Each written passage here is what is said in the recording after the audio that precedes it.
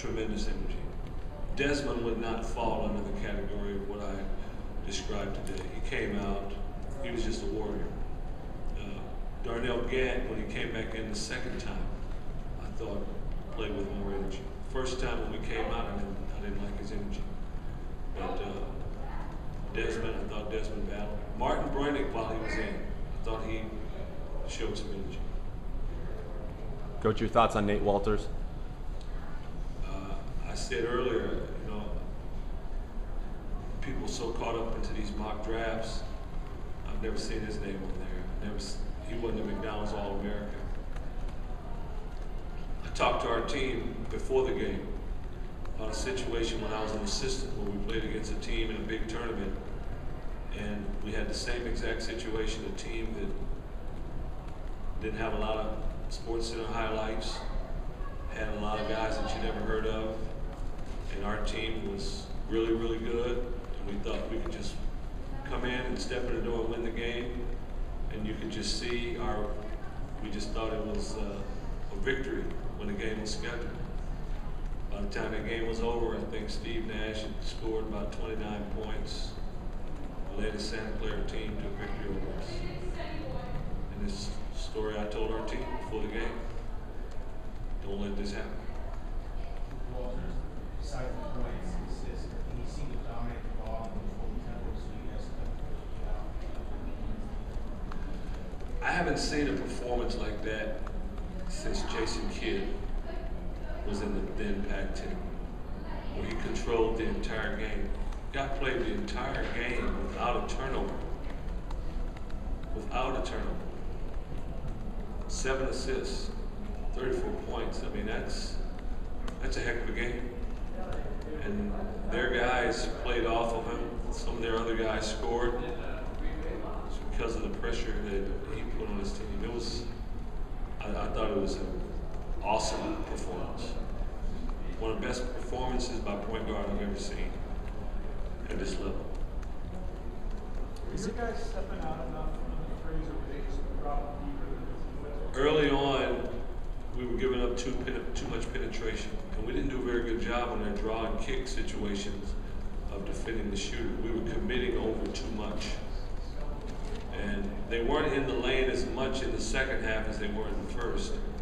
But when they did get in there, sometimes we overcommitted to the shooter. If you had AJ, would he have impacted things in this game? I think Aziz would have helped. They got, they had a lot of shots from near the rim. I think he would have helped, but I don't know if he'd have erased a 19-point deficit. Is he still on track for third this game? We think so. You used the phrase talking about a different game that they thought they could walk in the building and win. Did maybe this team feel like that today, that they could just walk in here and win the game? Possibly. Possibly. When you're playing against opponents and you present the scout before them, sometimes the guys joke about, come on, they're not that good. You guys are trying to hype them up, No, we're not trying to hype them up. They're that good. What will Monday's practice look like? We'll learn some things. I don't know exactly, but we'll learn some things. Does this speak to college basketball with Brandon Johnson or Rolando Johnson? Over these guys that are on mid-range level teams that are legitimate NBA level guys, because they talk a little bit about how the first basketball team. I would have to agree. They got a real. Orlando was a transfer, but he didn't transfer from Kansas anywhere like that. I think it was Loyola. So he was recruited at that level, and he's at that level now, but yet he's a pro. And Nate Walters he's impressive. Deontay Burton from Nevada was impressive. Romaine Mitchell from St. Louis was impressive. We played against some impressive guards, but regardless of who's a better talent, there were none more impressive than he was today. Is this the type of game that I guess causes you to maybe reassess where this team is at as you go forward? I could answer that question better after Thursday. If we're playing like this on Thursday, then we need to go back to the drawing board and maybe change a lot of things after the Christmas break before we come back. But we'll see how we play on Thursday. Are you concerned about? Well, we've been in a situation where we've not been very many times when we play like this at home and lost like this.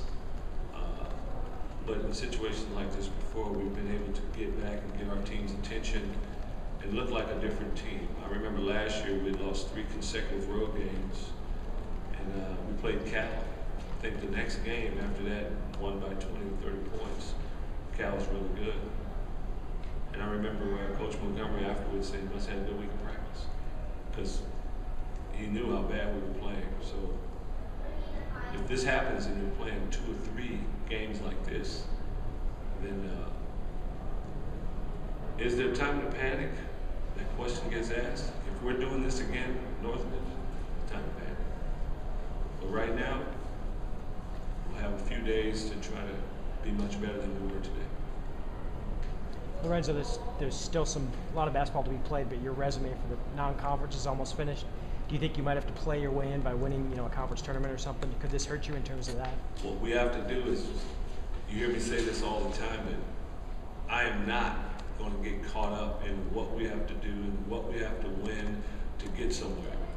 We just played a very, very poor game today. Now, some of that had to do with South Dakota State. But before we start just figuring it out with our RPIs, we better get better, or those questions are irrelevant. And then I think you have a good question, Scott. It's a good question. It's just that we're getting way ahead of ourselves after this performance today of starting to figure out, calculate what we need to do from here. We need to do one thing. We need to get better. You're all welcome to help with food there and stay up here at work. Thank you.